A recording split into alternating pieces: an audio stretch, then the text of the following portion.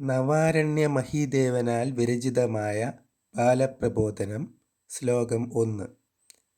വെള്ളം ജഡാന്തബിഭ്രാണം വെള്ളിമാമലവിഗ്രഹം വെള്ളൂരമർന്ന Gowreesham ഉള്ളിലൻപൊടു ചിന്തയേ.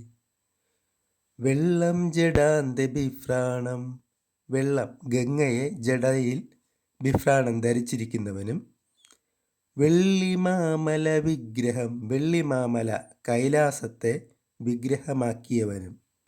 ശിവലിംഗത്തെ കൈലാസത്തോട് ഉപമിച്ചിരിക്കുന്നു വെള്ളിമാമലയായി.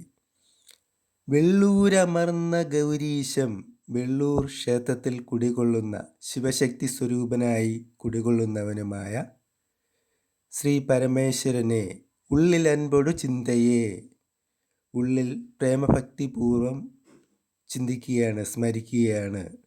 Whoever wears the Ganges in his hair, whose idol is like the Kailasa, he who resides in Vellur temple with his consort Parvati, with devotion in my heart, I always remember Lord Shiva.